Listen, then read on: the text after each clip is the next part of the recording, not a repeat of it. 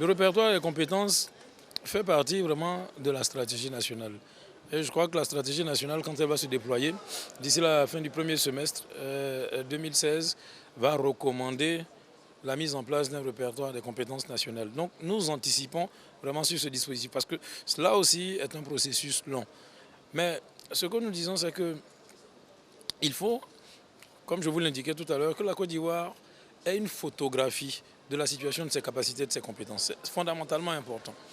Et le répertoire des compétences va très rapidement vraiment répondre à une question, déjà permettre de répertorier, recenser, inscrire tout le génie ivoirien, à l'intérieur de la Côte d'Ivoire, mais également à l'extérieur.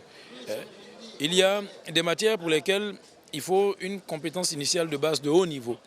Mais il y a des matières également où non seulement il faut une compétence initiale de base de haut niveau, mais il faut une expérience forte qui s'adosse à ces compétences-là. Parfois en Côte d'Ivoire, on a ces compétences-là.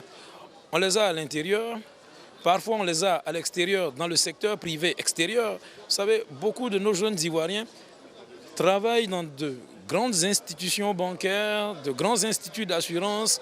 Beaucoup d'entre eux travaillent même pour leur propre compte dans des organisations internationales où ils ont des compétences pointues dans des domaines pour lesquels leur pays aurait bien besoin, et tout ça vraiment, en tout cas, d'adresser des requêtes.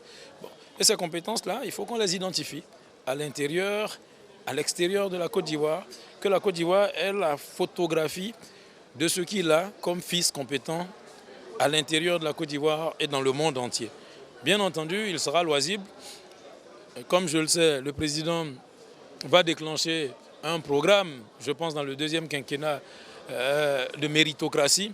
Il sera loisible au président, au Premier ministre et au gouvernement donc de se servir de ce référentiel, bien entendu, pour accorder des missions sur des questions spécifiques.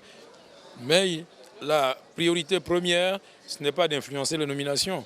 La priorité, c'est déjà de permettre non seulement aux institutions publiques, mais également au secteur privé, à la société civile et même au grand public, d'identifier déjà dans des secteurs spécifiques les compétences les plus pointues parmi les Ivoiriens, pour leur faire appel, bien entendu, et les valoriser.